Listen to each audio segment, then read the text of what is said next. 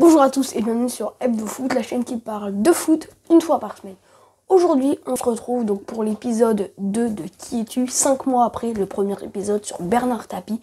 On se retrouve donc pour un épisode sur Ansu Fati. Avant de commencer, n'hésitez pas à liker et à vous abonner. Et tout de suite, générique.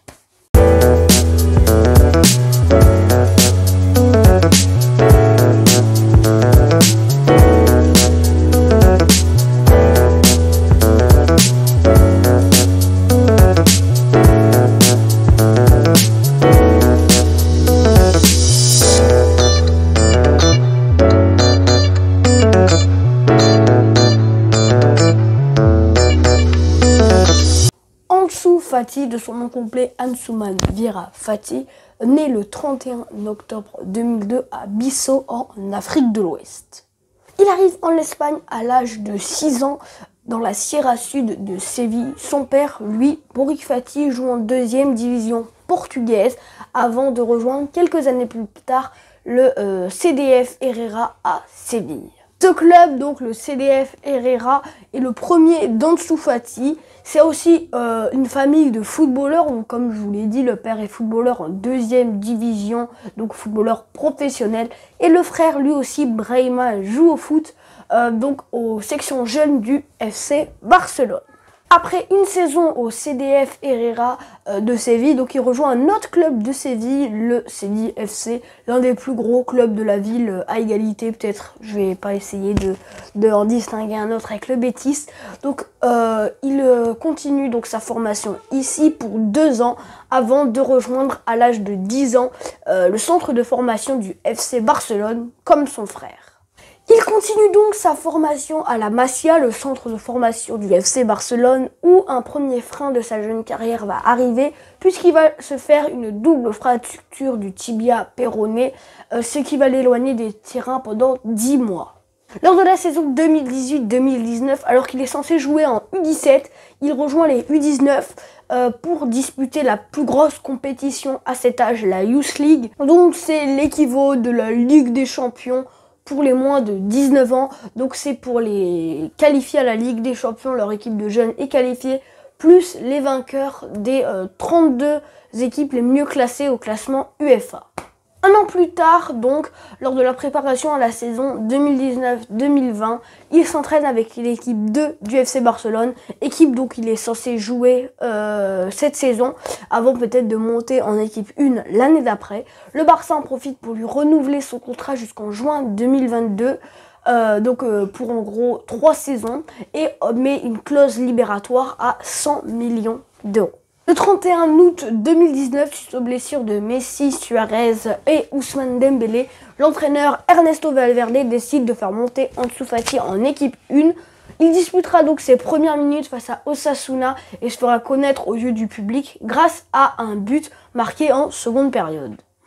Il devient le plus jeune joueur du FC Barcelone à marquer en Liga et aussi le 3e plus jeune joueur du tout le championnat à marquer, donc âgé de 16 ans, 10 mois et 4 jours.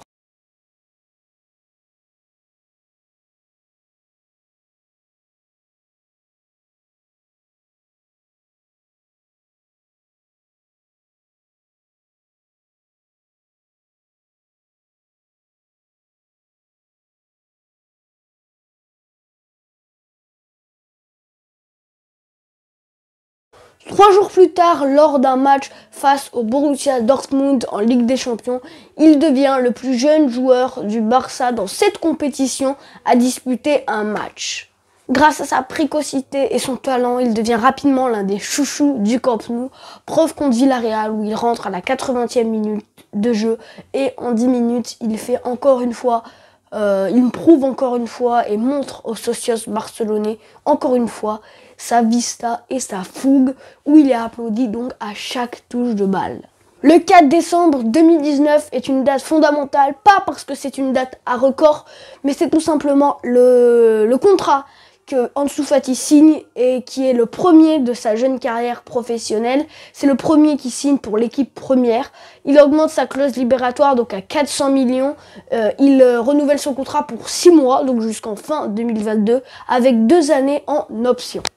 Après un début de saison très remarqué avec 5 buts en 10 matchs, un titre de joueur du mois et d'autres records de précocité, je vais pas vous citer sinon ça serait trop long, il se fracture le ménisque face au Betis Séville et donc il est obligé d'être opéré, ce qui l'éloigne des terrains jusqu'à la fin de la saison. Profite de cette pause pour renouveler son contrat avec Barcelone, donc il signe jusqu'en 2024, ou plutôt il officialise ces 2 saisons bonus qu'il avait dans son contrat. Il porte un nouveau numéro, le numéro 22, qui est le premier pour lui en équipe première, ce qui officialise vraiment sa venue en équipe première du FC Barcelone. Le 1er septembre 2021, Ansu Fati hérite du numéro 10 laissé par Lionel Messi qui lui a quitté le Barça pour le PSG. C'est ce qui est une preuve des espoirs fondés sur lui car le numéro 10 du Barça a été porté par de très grands joueurs, Maradona, Romario, Rivaldo ou Ronaldinho par exemple. Le 26 septembre donc 2021, il fait son retour après 10 mois d'absence face à l'Levante où il marquera même un but et renouvelle encore une fois son contrat jusqu'en juin 2027 avec le FC Barcelone où la clause libératoire atteint une somme astronomique de 1 milliard d'euros. Parenthèse, vu que je ne voulais pas mélanger l'équipe nationale et le club, donc on va faire un petit retour en arrière pour maintenant passer à la partie nationale, où vous allez voir, il y a des choses à dire et il a eu des choix à faire. Le 20 septembre 2019, le Conseil des ministres espagnols officialise la naturalisation d'Ansu Fati, car donc, je vous l'ai pas dit, mais il possède la nationalité guinéenne, et donc maintenant il est hispano-guinéen, et il peut donc être officiellement sélectionné avec l'Espagne.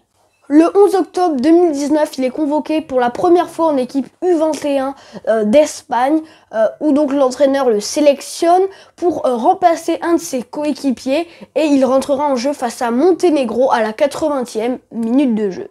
J'ai dit il y a quelques instants qu'il avait été sélectionné en U21 pour la qualification à l'Euro Espoir.